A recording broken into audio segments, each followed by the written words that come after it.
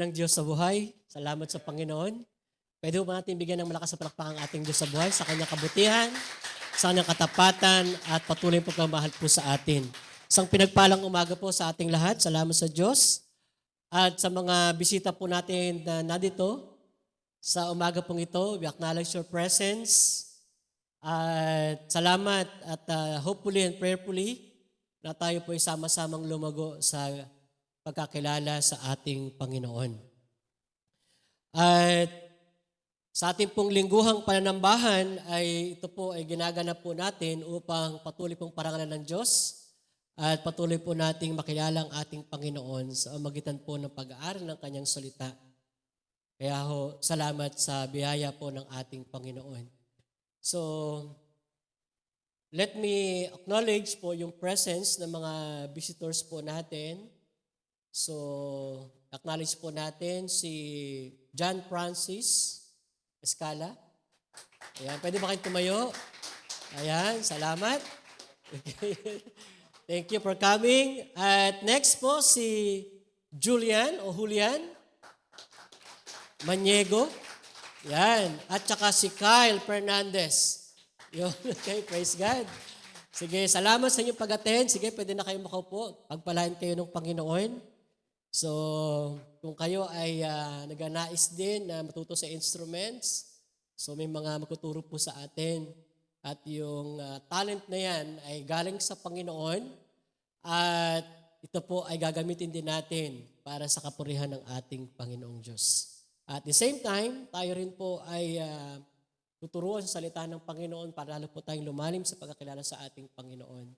So, patuloy po ako nag-aanyaya sa mga kabataan na willing po na magturo o magpaturo ng salita ng Diyos at sa instruments ay punta lang po kayo dito. At schedule po natin yan. At mga tuturo po sa mga kabataan ay sa worship team ay patuloy po sa biyaya ng Panginoon ay mahubog at magamit ng Panginoon as true instruments to glorify His holy name. Praise God. So, salamat sa Panginoon at meron po ba kayong mga dalang Biblia? Yan, praise God. So, buksan po natin ating Biblia sa aklat po ng Awit. Awit 86. Psalms 86, verse 11 and 13. Purihin ng Diyos. Psalm 86, verse 11 up to verse 13. I will read in NIV version. Sabi po sa verse 11, teach me your way, Lord, that I may rely on your faithfulness. Give me an undivided heart, that I may fear your name. I will praise you, Lord my God, with all my heart. I will glorify your name forever. For great is your love towards me. You have delivered me from the depths, from the realm of the dead. Hallelujah. Ang Diyos po ay patuloy pang maparangalan sa pagbabasa po ng kanyang buhay at makapangyarihang salita. Tayo po ay manalangin. Hallelujah. Dakilang Diyos, maraming pong salamat. Patuloy po naming binibigkas ng salitang hallelujah. Nang ibig sabihin po ay maraming beses na pagpupuri sa iyong dakilang pangalan. Marami pong salamat, dakilang Diyos. Salamat po sa inyo pong ginawa sa buhay po namin. Patuloy niyo po kaming iniingatan, pinoproteksyonan, ginagabayan, at patuloy na pinapadama sa amin ang iyong pagmamahal. Tunay nga o Diyos, kayo po ang Diyos na lagi pong tapat. Lagi pong dakila at lagi pong nagmamahal po sa amin. Patuloy po kaming lumalapit sa iyo o Diyos. Hinihiling po namin na paging dapatin niyo po ang aming mga puso. Patawarin niyo po kami sa aming mga pagkukulang, sa aming mga pagkakamali.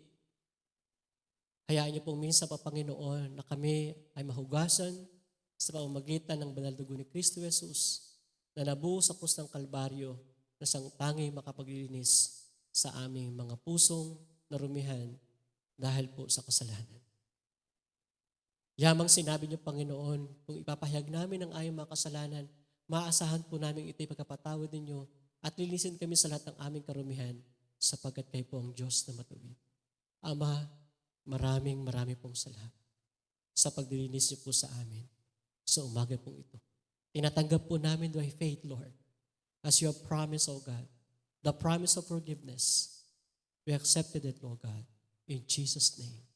Pagpalain niyo po, Lord, ang bawat isa po sa amin. Ibukas niyo po ang pangunawa upang maunawaan po namin ang iyong salita. Handa niyo po ang aming mga puso. Tanggapin po namin ang iyong salita na may kagalakan, na may hangarin na ito po ay mapamuhay, O Diyos. Maraming pong salamat, Ama. Lahat po ng papuri parangal, O Diyos, sa iyo po lamang. Sa iyong lahat ng papuri parangal, sa pangalan ni Jesus, ito po ang aming dalangin. Amen and amen. Praise God. Hallelujah. Sa Diyos po ang lahat ng papuri. Ang pamagat po ng ating pag-uusapan sa umaga pong ito ay nilagyan ko po ng pamagat na the heart for God. The heart for God. Verse 11, verse 12, nabanggit po yung puso. At in verse 13, ay nabanggit po yung the great is your love towards me. Is something to do with our heart or the heart of God.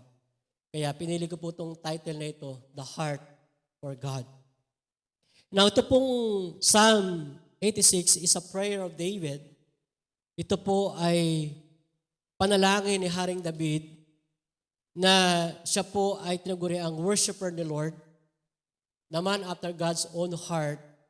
Napansin ko lang po na magkasama pala yung prayer at worship. Magkasama pala yung prayer at worship.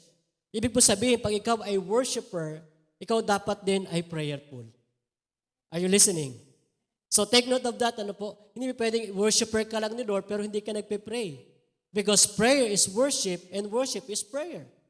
So magkasama po yan sa buhay natin. Kaya po ito rin po ay paalala sa mga member po ng worship team na dapat po pala ay maging prayerful po tayo. Hindi lang po tayo worshiper. Andiyan po ba tayo? Because in the life of David, siya po ay prayerful. Siya po ay lagi pong nananalangin. No, sa bawat hakbang po niya, lalo po pagdating po sa labanan, lagi niya po kinukonsulta ang Panginoon. Pagdating po sa labanan, kaya wala po siyang talo sa labanan. Kasi ang strategy, God supplied for him kasi nga siya po ay laging nagpe-pray. Kaya kung gusto mo maging victorious sa buhay natin, kailangan i-consult lagi natin ang ating Panginoon. Trust in the Lord with all your heart and lean not on your own understanding with all your heart. In all understanding, sabi po doon, in all your ways, acknowledge God. Acknowledge Him and He will direct your paths straight. So sa context po, is a form of prayer. Ito po ay personal pong prayer. That's not corporate prayer. There is a corporate prayer, there's a personal prayer. This is a prayer of David to God. So mahalaga makita po natin na ito po ay personal pong panalangin ni Haring David. Of course, akala natin, madalas, ang awit ay para lang sa mga hymno, para sa mga awiting papuri at pagsamba sa Diyos. But this time, Psalm 86 is a form of prayer. At ito po ay panalangin ni Haring David. Now, a heart for God. Kumusta po yung ating mga puso? Meron mo mga in love dito? Yan, mga in love. Yan, okay? Parang yung mga may asawa, parang hindi na yata in love ha. Mga may asawa, in love pa ba? Amen?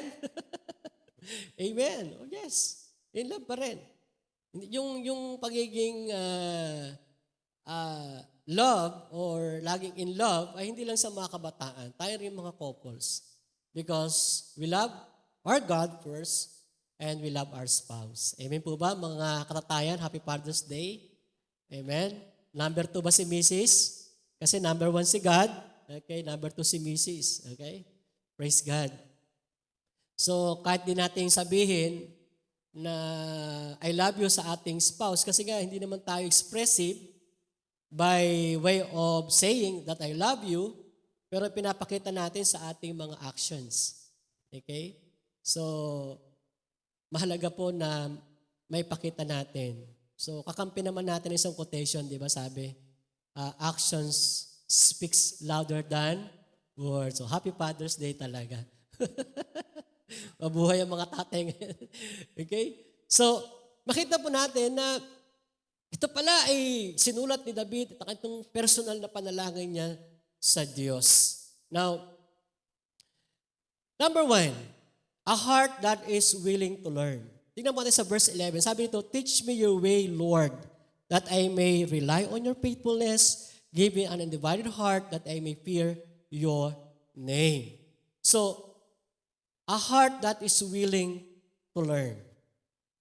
How many of us today naniniwala na dapat marami tayong matutunan? Amen? Parang mahina yung mga kabataan ha. Okay? Mga kabataan, naniniwala ba kayong marami pa kayong dapat matutunan sa buhay? Yan, yun ang gusto kong marinig. Di ba? Di ba may kanta, batang-bata ka pa, at matanda ka na rin. Di ba ganon? Marami ka pang kailangan. So, importante po kasi, yung mga kabataan, although, yes, we admit you are creative, you are energetic, you are, magaling kayo mag-isip, mga ideas, pero marami pa kayong matututunan mula sa mga wisdom ng mga nakakatanda. Kaya, huwag niyong, kung maaari, bago kayo humakbang, bago kayo magdesisyon, hingi kayo ng payo sa mga nakakatanda. Okay? Lalong-lalo sa mga parents ninyo. Okay? Pag kayo ay merong niligawan, okay, humingi muna kayo ng payo. Okay? Sa inyong mga parents. Kung may approval sila, go. Pag wala, huwag kayong go. Okay? Stop. Okay? Pastor, hindi natuturuan ng puso. Talagang tumitibok na. Naku, baka namang emosyon lang yan. Kasi yung pag-ibig, you are willing to die for her or for him. And that is love. Okay?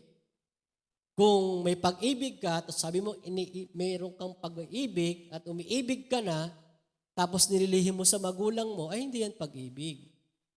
Kasi nga, ang pag-ibig daw ay totoo. Amen? Hindi naglilihim. Yan sa mga merong mga crush dyan, mga secret na relasyon dyan, pagpaalam nyo munang maigi, ano? Okay, bago mo hingin yung oo muna lang magulang kung pumapayag. Okay? Baka masyak sila. Di ba? Baka magkagulatan. Amen? So, importante, tayong mga kabataan at mga nakatanda, we have the heart that is willing to learn. At kahit naman may nakakatanda na, meron pa rin dapat matutunan. Ako may mga instances na talagang tututo ko sa mga kabataan. Okay pala yan, ano? Okay? So, our heart hunger for wisdom that comes from God. Kasi sabi rito, teach me your way, Lord. So, meron pong, dagdag ko po ng 2 W, teach me in your God's Word. Okay? Kung gusto nating matuto patungkol sa Diyos, kina-consider po natin ang Word of God. Okay? I-consult lagi natin ang salita ng Panginoon. Okay? So pag nakita tayo ng Bible, ano ang impression natin sa Biblia? Ano yung mga bago, mga mananampalataya, mga kabataan, ano ang impression ninyo sa Biblia pag nakita nyo ang Biblia? Ito ba ay kinakatakutan natin? Naku, ayoko dyan. Ito ba ay naiilang ba tayo? O mayroon tayong kaisipan, naku, baka masunog ako dyan. Hindi ako pwede dyan. The Bible is for us, for every people. Kaya dapat ito binabasa natin. Ito kasi yung love letter ng Panginoon sa atin. Okay? Ito ang unang-unang book na makikita natin ng face-to-face ang Panginoon. Hindi lang Facebook. So, God's words, and we learn from the Word of God, God's will. Malalaman natin yung kalooban ng Panginoon sa pagbabasa ng salita ng Diyos. God's way, God's principles, God's Word, God's will, God's ways. Malalaman po natin yan sa salita ng ating Panginoon. Okay? Huwag tayong maging foreigner sa salita ng Panginoon. Dapat alam natin. Pag sinabing Psalm, alam mo kung saan hahanapin. Sabi ng preacher, Book of Psalm, hanap ka ng hanap sa New Testament. Bakit hindi ko makita? Talagang hindi mo makikita yan dyan. Kasi nandun sa Old Testament. Pag sinabi naman Book of Revelation, hanap ka ng hanap dun sa Old Testament. Dapat alam natin. Okay? 66 lang naman yung books na yan. Napakadaling i-memorize. Okay? So sabi rito, a heart that is willing to learn from God's Word, and we will know the God's will, and we will know the God's way. So, para saan itong mga to? Para saan yan? What is the purpose of learning about God? Makita pa dito sa verse na ito, to solidify our loyalty to Him. Sabi rito, that I may rely on your faithfulness. Okay? Give me an undivided heart that is loyalty and that may fear your name. So, ang benepisyo, kaya pag tayo nag-aaral ng salita ng Panginoon, okay, ay mapatatag, mapatibay. Nakita niyo ba yung poste ng Skyway? Nakita niyo na ba yung Skyway? Ay, parang, nasan ho ba kayo nakatira? Baka sa probinsya kayo talaga, hindi niyo makikita yon. Diba? Dito tayo, di ba? May Skyway dyan. Di ba?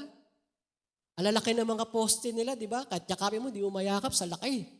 Sa tibay, no? Sa lapad o sa diameter noong poste na yon. Matindi, matibay. Kaya kahit po yung mga kotse, magsalubungan sa ere doon sa Skyway, ay hindi po matitibag. Kaya habang tayo po ay nag-aaral ng salita ng Diyos at handa po magpaturo, ay lalo pong napapatibay yung ating katapatan sa Diyos. Kasi tinuturuan tayo ng Panginoon. To establish more our relationship, intimate more our relationship with God through meditating God's Word. Kaya sabi, teach me your way. Ito ay willing. Turuan mo po ako. Kayo mga kabataan ba, sabi, ma, turuan mo nga ako. Pa, turuan mo nga ako. Ang sarap pakinggan po yan no? Yung mga anak mo ay nagpapaturo sa'yo. Kasi yung mga kabataan ngayon, they were educated by social media. Tingnan yung mga behavior ng mga kabataan ngayon. Tingnan mo yung mga behavior nila. Naglalakad doon sa kalye. Ako, minasalubong naglalakad, biglang lang gumaganon-ganon Biglang gumaganon-ganon. Sabi ko, ano ba yan? Napapaano tuloy ako Hindi talaga, nagulat talaga ako. Yung pala nag-TikTok talaga. Pero wala namang camera, kaya lang nakasanayan niya na yun At talaga, magugulat ka talaga. Kami nung mga kabataan kami, pag may masasulubong kayo matanda, nakakatanda, talagang may behave talaga kami. Kung kilala nga, pwede mag-bless pa talaga Pero hindi, pag pasulubong mo na yung gumagano. Hindi mo nakakagulat talaga. Pati yung mga lingwahe nila, hindi mo na maintindihan. Why?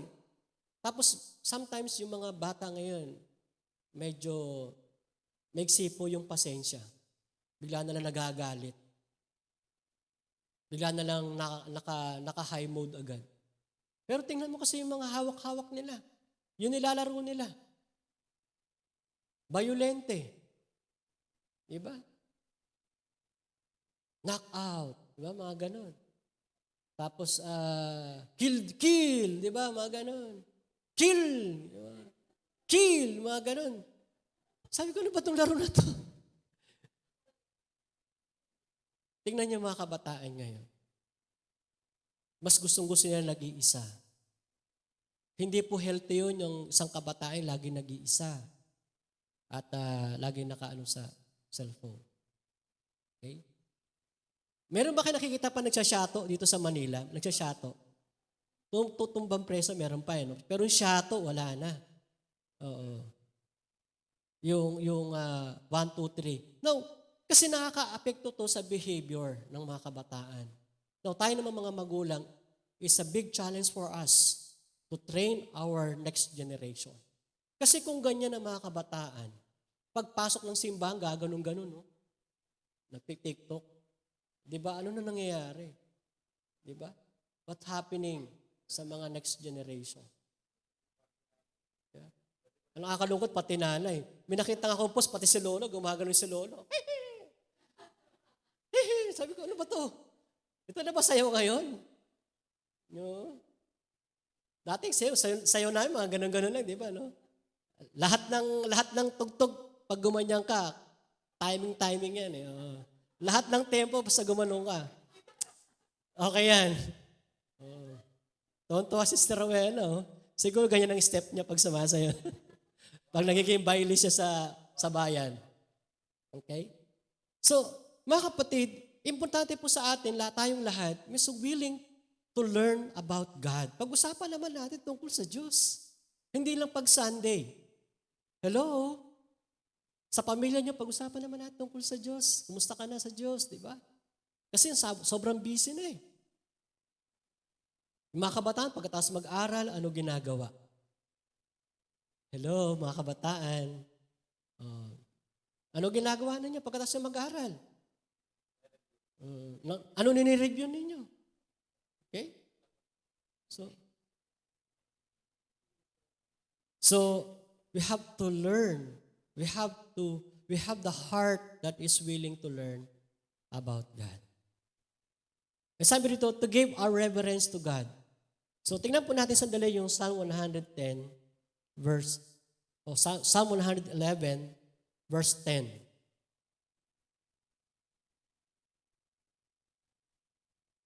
Psalm 111 verse 10, sabi dito, the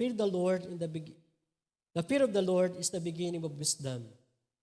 All who follow His precepts have good understanding. To Him belongs eternal praise. Ano sinasabi po ng salita ng Panginoon? Yung pagkatakot sa Diyos ay nagpapampisa po ng karunungan at lahat ng sumusunod sa Kanyang kautusan ay magkakaroon ng pangunawa.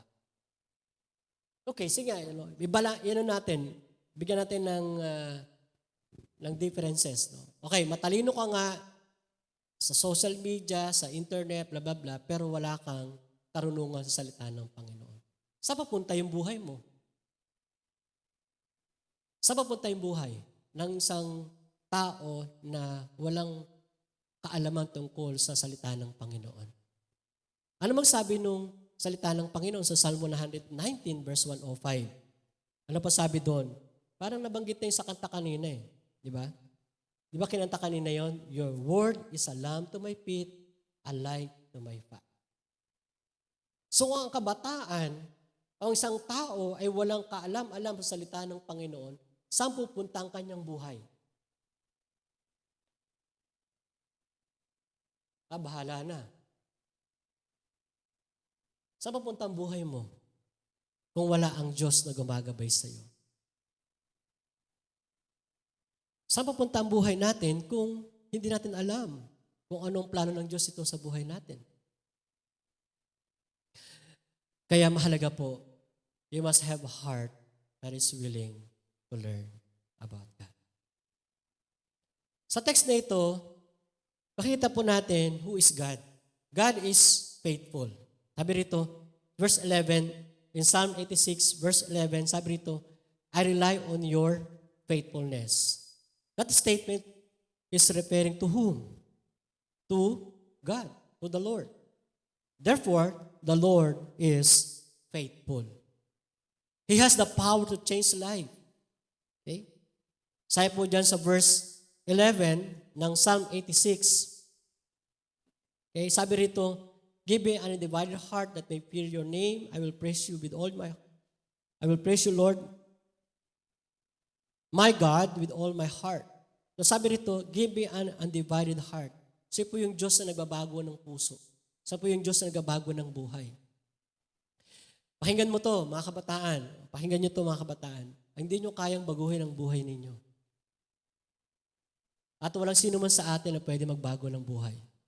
Ang tanging Diyos lamang. Kung nakita mo na may mali sa buhay mo, ipaayos mo sa Diyos. Sa Diyos lang po. Sa Diyos mismo, maayos ang buhay mo. Okay. And even, makikita kayo, Okay, ginagabayan tayo ng magulang natin. Yes, tama yun. Pero ang Diyos mismo ang tanging makapagbabago ng ating pong buhay.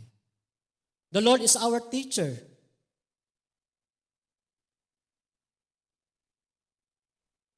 Dito po sa text na ito, siya po yung magtuturo po sa atin sa verse 11, teach me your way. So si Lord ang tuturo sa atin kung paano tayo mamuhay sa paraang kalugod-lugod sa ating Panginoon. Gusto mong bigyan ng kaluguran ng Panginoon? Tanungin mo siya. I-consider mo kung ano tinuturo niya sa iyo through His Word, paano ka mamubuhay sa mundong ito. And definitely, kapag si Lord ang ating sunod sa ating buhay, ang buhay natin ay magiging maayos. Ang buhay natin ay magiging maganda, makabuluhan at matagumpay sapagkat si Lord ang namubuhay sa ating buhay. And also, God exposed the true condition of our heart. If it is true heart or merong tinatawag na hidden motive. Alam ni Lord yung puso natin, yung kondisyon ng puso natin. Alam niya, kilala niya tayo. Wala tayong maililihim sa ating Panginoon. Minsan, tayo mismo hindi natin kilala yung sarili natin. Pero ang Diyos, kilala tayo ng Panginoon. He knows, God knows the exact condition of our heart. Kumusta po yung ating puso? Paano natin may mapakita na tayo handang matuto? Sa umagang ito, tingnan mo nga yung katabi mo. Handa ba yung matuto? Amen? Parang handa pong matuto, Pastor. Parang handa naman po siya. Okay? So nakakita ka ba ng taong parang tinuruan mo tapos wala lang. Parang tengang kawali o kaya lumagpas yung tinuro mo, gano'n. Ganun pa rin. Tayo po ba ay handang mapaturo sa ating Panginoon? Amen? Praise God. Upang tayo po ay lalong pagpalain ng ating Diyos. Pangalawa po, a heart that brings glory to God. Verse 12, sabi nito, I will praise you, Lord my God, with all my heart. I will glorify your name forever. So sinasabi po ng text, I will praise you, Lord my God, with all your heart. Pwede ka pala magpuri na walang talagang damdamin sa puso. Yung nga pong tinatawag na lip service. Okay? Yung nagsabi ka ng I love you, wala namang sa puso, sa nguso lamang. Pero dito, sinasabi po ng text, na ang pagpupuri ay nagmumula sa ating puso na lumalabas sa ating mga labi. Ang pagpupuri sa ating Panginoon. So yung mga labi natin, saan natin ginagamit yan? Sa kasinungalingan, sa pandaraya, saan? Sa pagkukunwari, o sa katotohanan, sa tamang pananalita, at mga salitang nagbibigay ng lakas o encouragement sa ating kapwa. Kasi po, ang pagpupuri ay nagmumula sa puso at ito po dapat ay nakikita. Kung ano po yung nasa puso natin, yun po yung lumalabas sa ating bibig. Nandiyan po ba tayo? Kaya dapat po yung pagpupuri sa Panginoon ay nag-uumpisa sa ating puso. By the way, may I ask you, bakit ka ba nagpupuri sa Panginoon? O nga, no? Why is it that I'm praising the Lord? Ako ba bakit ba pinupuri ang Panginoon? Una, you praise and worship God because we know our God. Mahirap naman purihin ng Panginoon na hindi mo kilala. Sino ba ang Diyos sa buhay mo? Sino yung Diyos mismo sa buhay mo? Doon mag-uumpisa yung pagpupuri at pasasalamat mo sa Panginoon. Tayo nagpupuri sa Panginoon, sumasamba sa Panginoon dahil kilala natin siya. Pangalawa, at yung kanyang ginawa sa ating buhay. May ginawa ba ang Diyos sa buhay ninyo? Yun. Maganda pong pundasyon yun para magpuri sa ating Panginoon. Magpuri tayo sa ating Diyos. It is a wholehearted adoration because who God is and what He has done. Si King David in Psalm o 2 Samuel chapter 6 verse 14 to 16, 2 Samuel chapter 6 verse 14 to 16, ano po nangyari dito? Nung kanila pong naibalik na po sa Jerusalem, yung kaba ng tipan, nanatili po ng ilang buwan kay Obed-Edom, si David po ay nag-alay ng maraming alay sa Panginoon at siya po ay nagpuri sa Panginoon sa amagitan po ng paglundag at pagsasayaw. Verse 14 to 16 and 18. So, siya po ay hari na that time, pero hindi po siya nahihiyang magpuri sa Panginoon. Hindi po siya nahihiyang lumundag, hindi po siya nahihiyang sumayaw sa kadakilaan ng Panginoon sa kanyang buhay. Ano ba ginawa ng Diyos sa kanya? He established His kingship, His leadership to Israel, not in Hebron, but in Jerusalem. Pinuri niya ang Panginoon, nagsasayaw siya.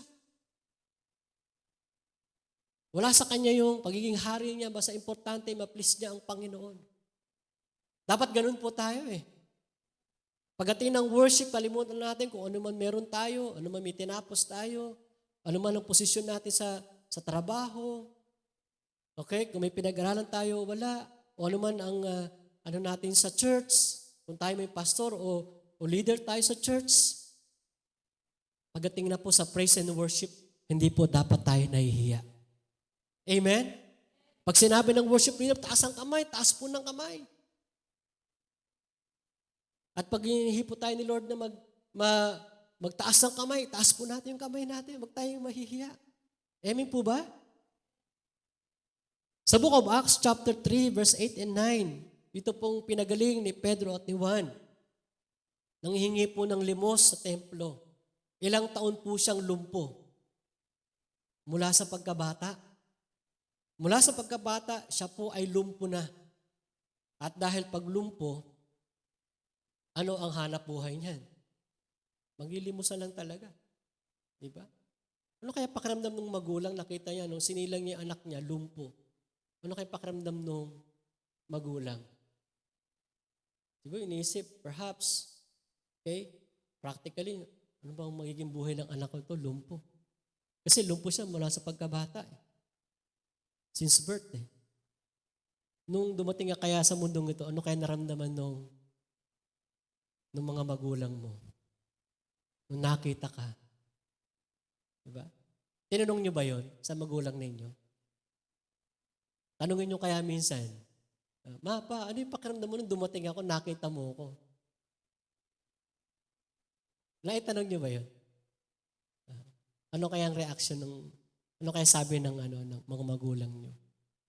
Nung dumating ka. Tapos kumakanta sila, nung isilang ka sa mundong ito, laking tuwa ng magulang mo. Tapos nung malaki ka na, di ba? Gusto mo maging malaya. Di man sila payag, walang magawa.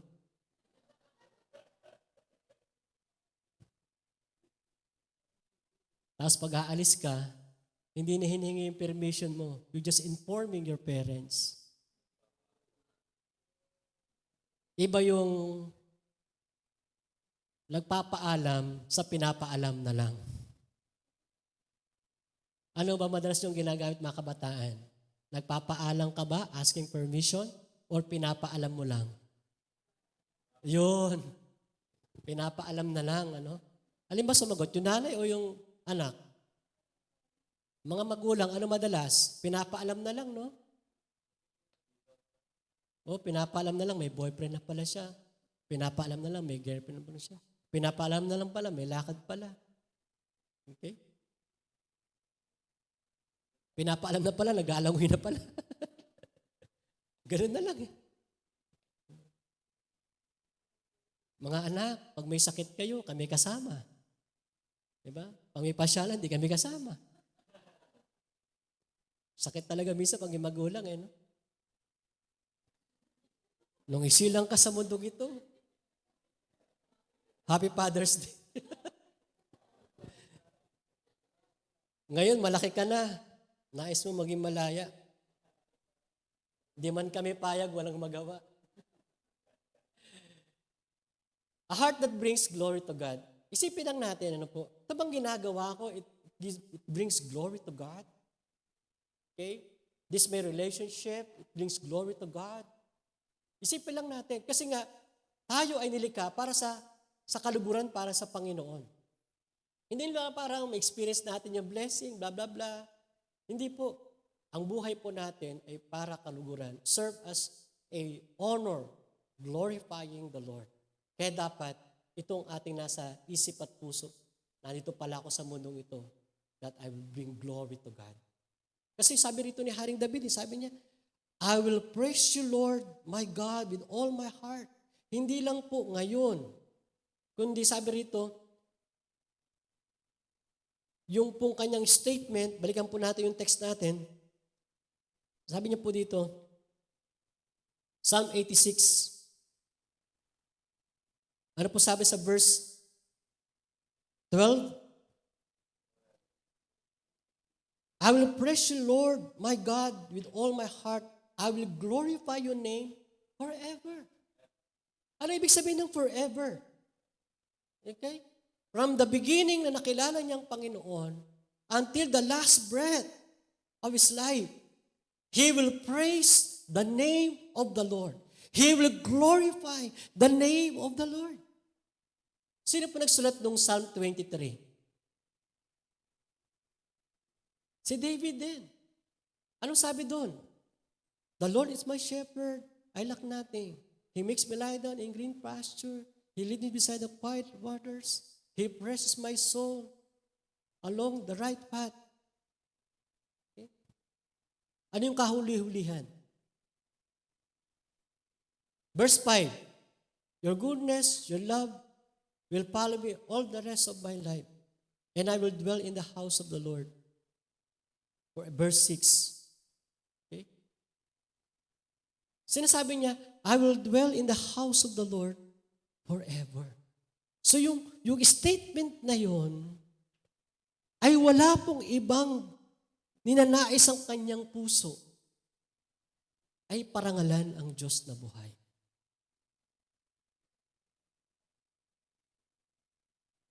Of course, si Haring David ay makita natin na hindi naman perpekto ang kanyang buhay. Pero ang gusto niyang parangalan lagi ang Panginoon. Kaya siya nga yung sa kanya nag-umpisa yung idea na yung Kaban ng Tipan ay gawan ng templo. At nangyari nga po yun sa anak niyang si Solomon. Ang punto po dito is, yung puso ba natin ay ang hangad nito ay bigyang karangalan ng Diyos. Kasi pag sinabing puso, it is the center of life. Kaya nga po, kapag puso na nagdesisyon, walang magagawa ang isip. Nandiyan po ba tayo? Pag puso na nagdesisyon, wala nang isip-isip. Kaya nga sabi, kapag tumibok ang puso, wala ka nang magagawa.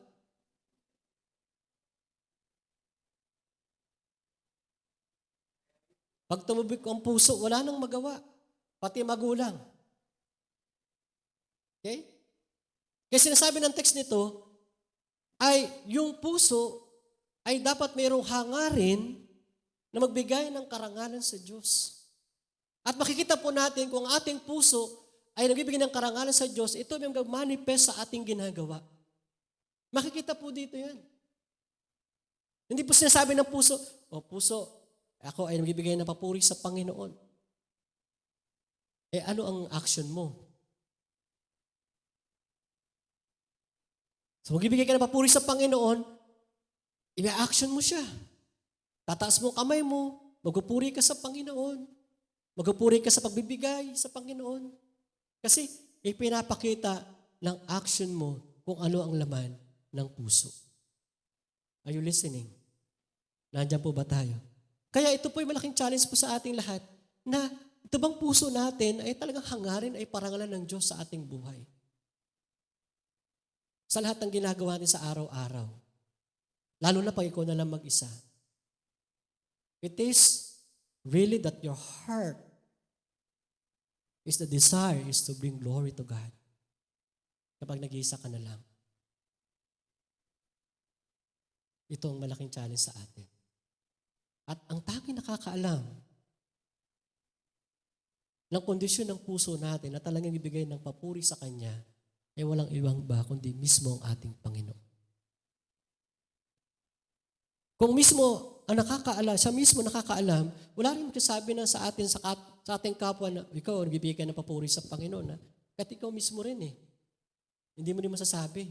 Ang Diyos mismo ang magko-confirm nito at yung actions natin that really we are giving glory to God.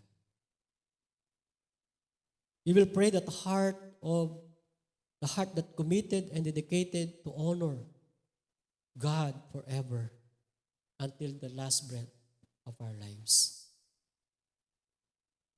Ito po yung statement ni David eh.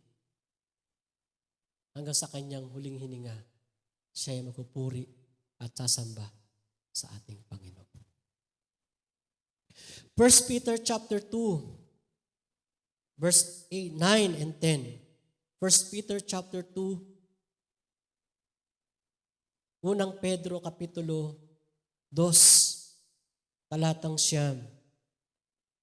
NIV, but you are a chosen people, a royal priesthood, a holy nation, God's special possession, that you may declare the praises of Him who called you out of the darkness into His marvelous light. Wonderful light. Once you were not a people, but now you are the people of God. Once you had not received mercy, but now you have received mercy. Sinong sinusulatan po ni Pedro? Si Pedro po, ito po ay sulat sa mga diaspora, the scattered believers. Ito po ay composed of Jew and non-Jew, Jew and Gentiles. Na sinasabi ni Pedro, the Jewish people, siya po ay Hudyo, sinasabi niya, kayo ngayon pinili ng Diyos, a royal priesthood, a holy nation, God's special possession, that you may declare praises of Him who called you out of darkness into His wonderful light. Nung una, kayo ay nasa kadiliman. Ngayon, nandito na kayo sa kaliwanagan ng Diyos at ang dagang gagawin natin ngayon ay magbigay ng papuri at parangal sa Diyos. Yun po. Tayo po yun. Dahil kay Kristo, tayo po ay royal priesthood, a people of God, the chosen people of God, God's special possession na tayo pagbibigay ng papuri at pasasalamat sa ating Diyos na buhay. Palakpakan po tayo sandali ang Panginoon. Hallelujah. Kaya nag-uumpisa po sa pagtibok ng ating puso. Kaya kung merong yung pagtibok ng puso natin, ang tibok nito ay higit doon sa pagtibok sa ating kapwa, nagkakamali po tayo doon. Dapat yung unang-una at maaarap na pagtibok ng puso ay dapat para sa Diyos. Ano po sabi sa Mark chapter 22? Love the Lord your God with all your heart. Una muna yung heart eh. So ibig sabihin, pag mahal na mahal mo yung isang tao na higit sa Diyos, yan ay maling pagmamahal. Bawal na pagmamahal. Sapagkat ang pagmamahal dapat ay unang-unang ay si Lord. Siya ang number one at only one. Amen po ba? Kaya kung mahal natin si Lord, meron kang panahon sa Kanya. Diba, pag mahal mo, gusto mo lagi mong kasama. Uy, aminin. Totoo naman eh, di ba? Nakikita mo lang kayo na gusto mo, kachat na naman. Okay? Ganun talaga eh, parang gusto na lang. Okay? Importante po sa atin, ma-identify natin who is Bakit tumitibok? Kanino tumitibok yung puso natin higit sa lahat? Kasi it will affect our ministry, our service to God, our actions towards the church. Kasi kung di natin mahal si Lord, hindi natin kayang mahalin yung ating kapwa. Kung di natin mahal si Lord, we can never love the unlovable. Kung natin mahal si Lord, hindi natin mamahalin ang gawain ng Panginoon. Kung hindi natin mahal si Lord, hindi tayo makapagbibigay. Nandiyan po ba tayo? Magbibigay tayo kasi mahal natin si Lord. Mahal natin ang kanyang gawain.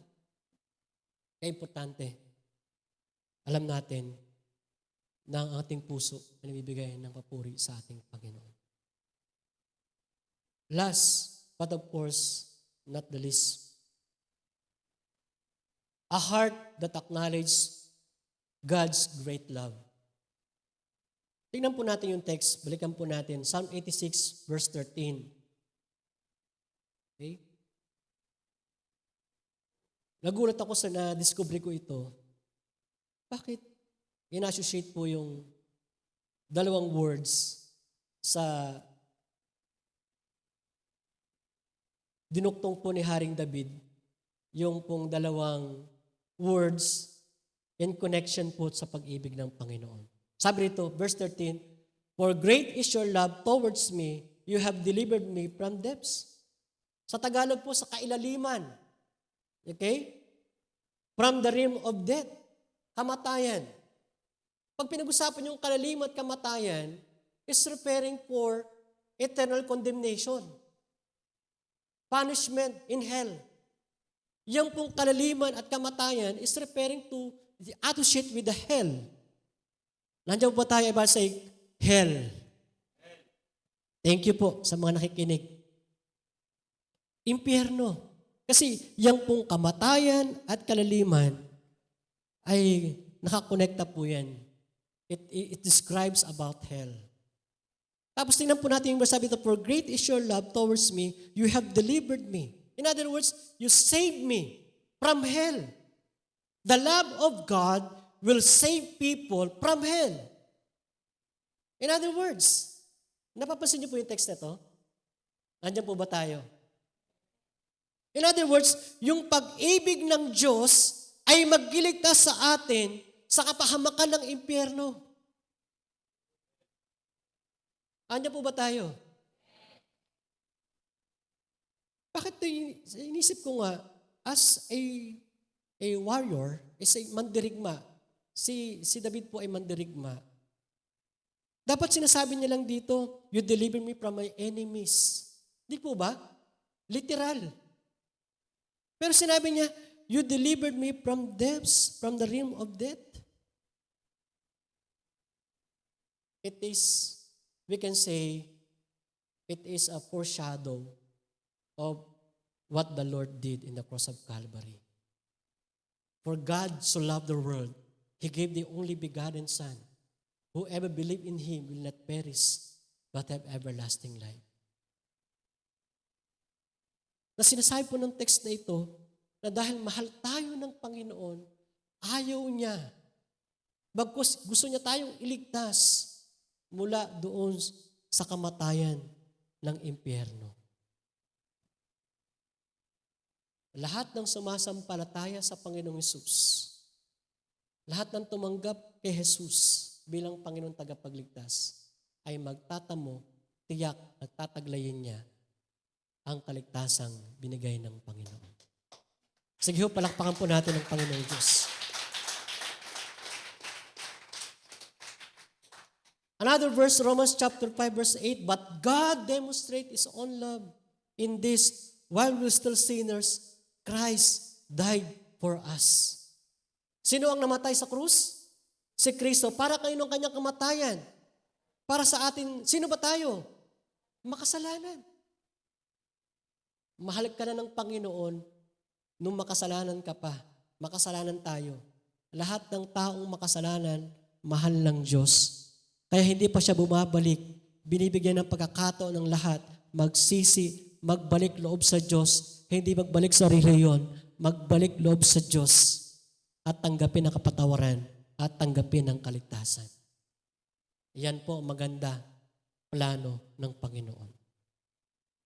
1 John chapter 4 verse 9 and 10. Sabi po ito, 1 John chapter 4. Sabi po sa verse 9, this is how God shown His love among us. He sent His one and only Son into the world that we might live through Him. Binigay ng Diyos ang kanyang kaisa-isang at mahal na anak upang tayo mabuhay sa pamamagitan niya. Verse 10, this is love, not that we love God, but that He loved us and sent His Son as an atoning sacrifice for our sins. Ito po ang ginawa ng Diyos. Lahat ng tao gustong dalhin ng Panginoon sa kaharian niya upang magtamo ng buhay na walang hanggan at makasama natin siya forever, forever, and ever, and ever. Yun ang plano ng Panginoon. Kaya lahat ng sumasampalataya sa Panginoong Jesus ng buong puso at sinabi niya si Jesus ang kanyang Panginoon sa kanyang buhay at nanalig siya ng buong puso na siya ay muling binuhay ng Diyos. Sabi ng Biblia, Romans chapter 10 verse 9 and 10, siya ay maliligtas. Kaya lahat po ng sumampalataya, see you in heaven. Sa lahat ng tumanggap sa Panginoong Kristo, see you in heaven. Kanya-kanyang oras lang po yan. Kaya pag may namatay na Kristiyano, tumanggap sa Panginoon bilang Panginoon tagapagligtas, hindi po goodbye. See you later. See you soon.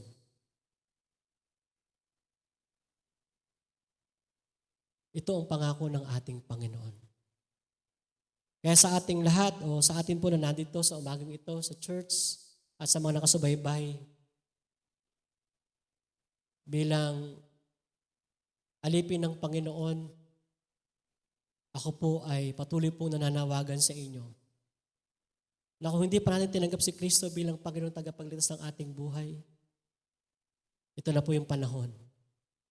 Narinig natin ang tinig ng Panginoon, ang salita ng Diyos na nais niya ng lahat ng tao ay magkaroon ng pananampalataya, pagtanggap sa Panginoon Kristo. John chapter 1 verse 12, but those who receive and accept Him, He gave them the right to become a children of God. Yun po ang pangako ng Panginoon. At ang anak ng Diyos ay dadalhin niya doon sa kanyang kaharian. Hindi po natin kailangan ng relihiyon. Ang daming relihiyon sa Pilipinas. Sa Biblia, wala pong direktang sinabi ng isang relihiyon ay makapagliligtas.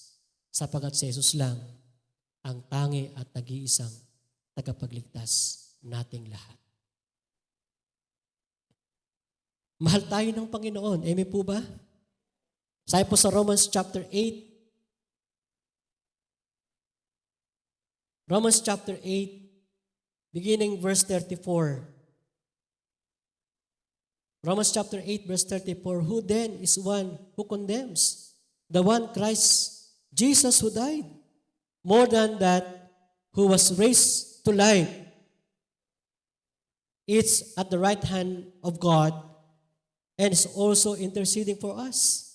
Who shall separate us from the love of Christ? Shall trouble or hardship or persecution or famine, o isama natin yan, or COVID-19, or nakedness, or danger, or sword, at is written, for your sake we face death, and all day long we are considered as sheep to be slaughtered. No. Verse 37. No, in all these things we are more than conquerors through Him who loved us. Hallelujah.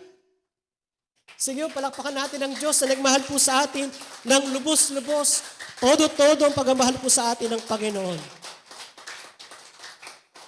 Tuloy po natin yung text, hallelujah. For I am convinced that neither death, nor life, nor either angels, nor demons, neither the present, nor the future, nor any powers, neither any height or depth, nor anything else in all creation will be able to separate us from the love of God that is in Christ Jesus our Lord.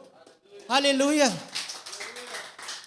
Walang anuman, sinuman, o panahon man, o lugar man na pwede maghiwalay sa atin sa pag-ibig sa atin ng ating Panginoon. Mahal tayo ng Panginoon, period. Mahal ka ng Diyos kahapon, mahal ka ng Diyos ngayon, mahal ka ng Diyos bukas. Mahal ka ng Lord forever and ever. Hindi nagbabago ang pag-ibig ng Panginoon.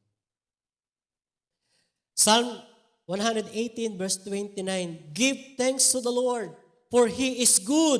His love endures forever. Give thanks to the Lord.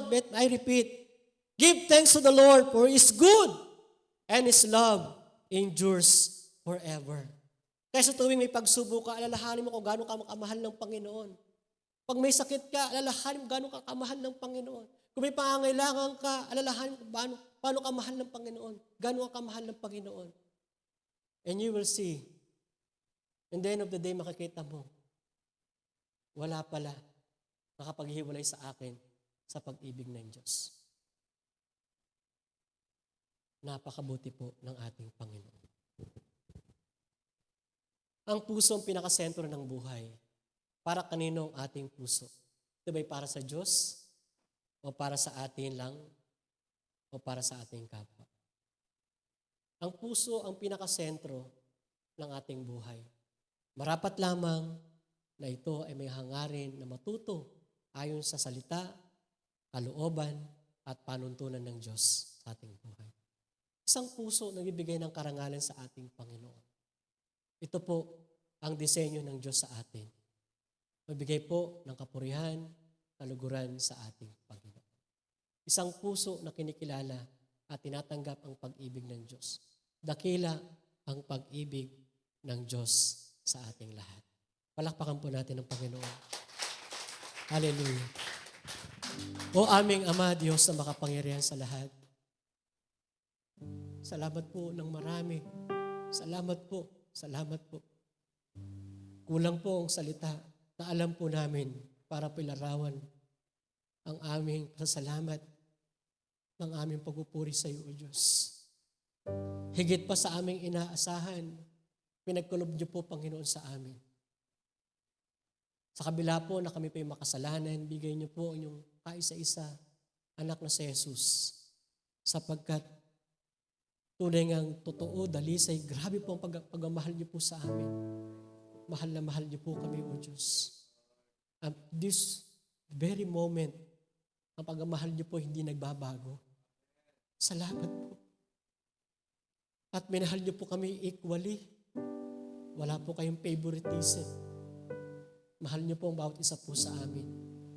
Equally amount ang tinanggap po namin pagmamahal, O Diyos. Hindi po namin kayang sukatin ang pagmamahal niyo po sa amin. Kung paano po ang layo ng silangan sa kanluran, ang lalim ng dagat sa kalawakan, hindi po namin masukat, Panginoon. Ang pagmamahal na binigay niyo po sa amin at patuloy na pinapadama po sa amin. Panginoon, tanggapin po ninyo ang aming pasasalamat. Tanggapin niyo po, Panginoon, ang aming pagpupuri. Tanggapin niyo po ang aming buhay sa iyong halimuyak sa iyong kapurihan. Buhay na galing sa iyo. Buhay na binuhay mo at niligtas. Buhay na para sa iyo, Panginoon. Panginoon, turuan mo po kami na maunawaan po namin ang lalim kung gaano niyo po kamahal ang bawat isa po sa amin.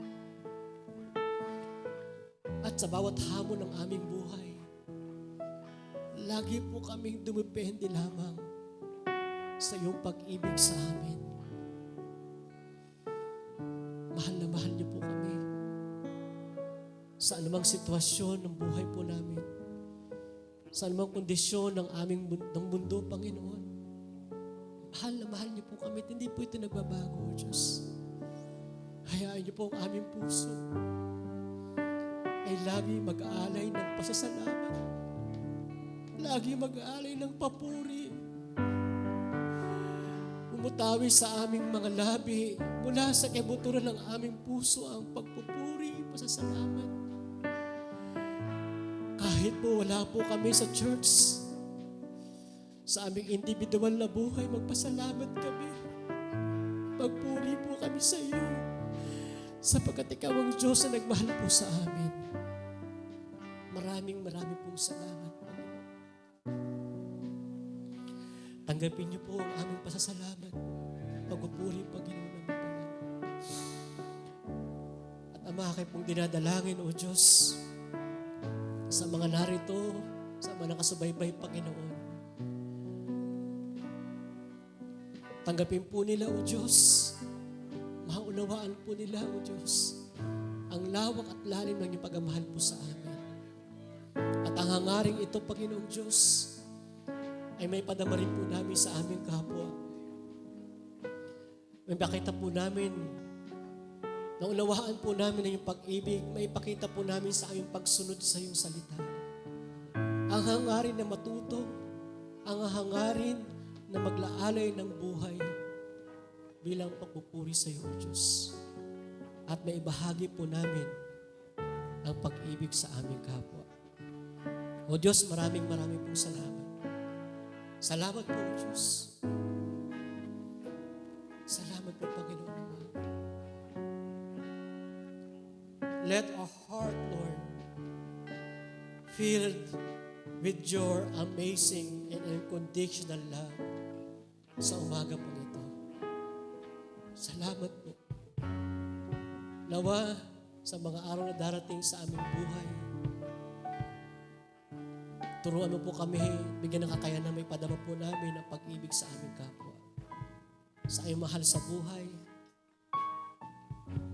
sa mga magulang, sa tatay, sa nanay, mga kapatid, kung meron man, sa mga kamag-anak, Panginoong Diyos.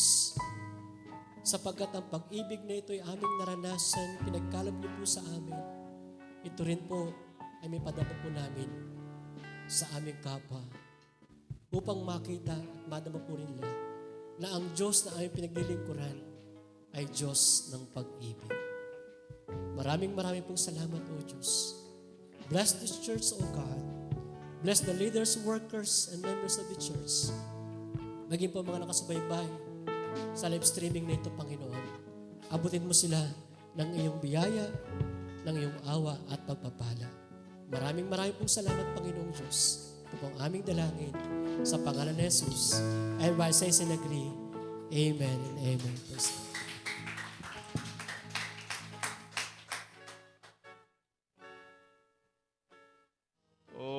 Hallelujah.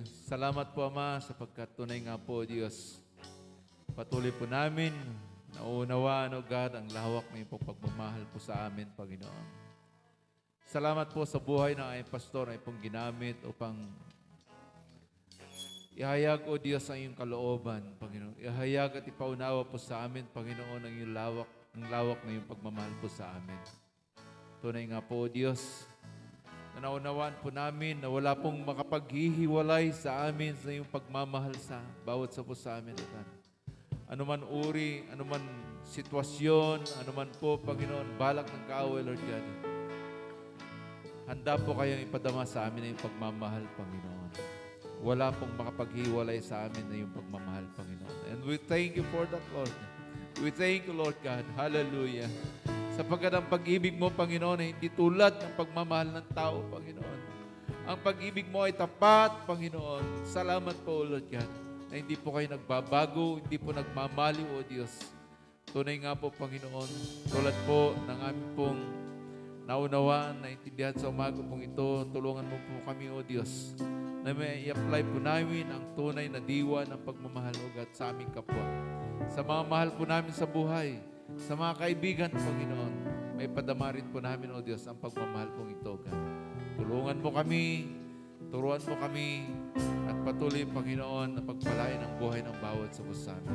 Salamat po, Panginoon, sa natapos na gawain mo, Panginoon, sa pangunguna at pagpapala mo po sa amin, sa mga kapatiran na iyong ginamit na siyang tumayo sa likod ng pulpito, Panginoon. Salamat sa kanilang mga buhay, Panginoon. Salamat sa mga karunungan na ibinigay niyo po sa kanila. Salamat sa mga boses, O God, na ginamit po nila, Panginoon, para yung pangalan ay patuloy na may maparangalan, Panginoon.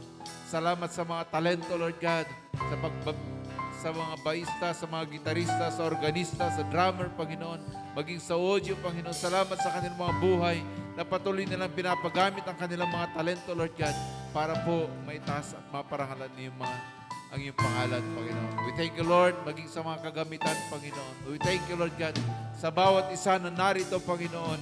Lord, hallelujah. Tunay nga po, Panginoon, hindi po aksidente na sila'y narito, Panginoon. Lord, mayroon po kayong plano sa kanilang mga buhay, Panginoon, upang marinig nila, O Diyos, kung gaano kalawak ang iyong pagmamahal sa buhay ng bawat sa amin. Lord, salamat po, Panginoon, at nawa, O Diyos, patuloy maranasan ng bawat sa, O God, ang iyong pong pagsama, ang iyong pong pagpapala, O God, sa buhay ng bawat sa amin. Salamat po, Panginoon. We bring back to you all glory, honor, praises, O God. At tinataas po namin ang lahat ng ito, Ama, sa pangalan ng aming Panginoon Jesucristo. Ang lahat ng anak ng Diyos magsabi ng Amen. Amen.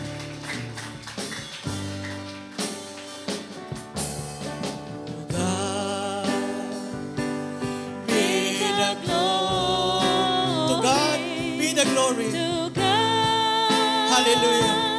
be the glory. To God be the glory for the things He has. Once again, to God be the glory. To God be the glory. To God be the To glory. God Hallelujah. be the glory. To God be the glory for the things He has. With His blood, He saved us. With His blood, He has saved. With His power, He With raised us. His power, He has raised us. To God be the glory for the things He has. For the things He has done. For the things He has done. For the things He has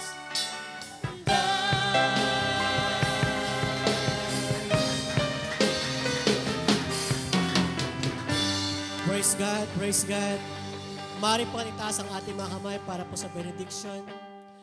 Naway patuloy nating maranasan ang pag-ibig ng ating Diyos Ama, ang pagpapala ng ating Panginoon Kristo at ang patnubay gabay ng Banal na Espiritu. Humayo po tayong taglay mula sa Diyos ang kapuspusan. Taglayin po natin ang kagalakan, kalakasan, kagalingan at katagumpayan sapagkat ang Diyos nating tapat at laging mabuti. Sinabi niya, hindi niya tayo iwanan, hindi niya tayo pababayaan. Pagpalain po tayong lahat ng ating Panginoon sa pangalan ni Jesus. Amen and amen. Praise God. Sa Diyos po ang papuri. Maraming pong salamat sa inyong pakikisa, sa inyong pagsubaybay para sa gawain sa Panginoon. Sa Diyos po ang lahat ng papuri. God bless.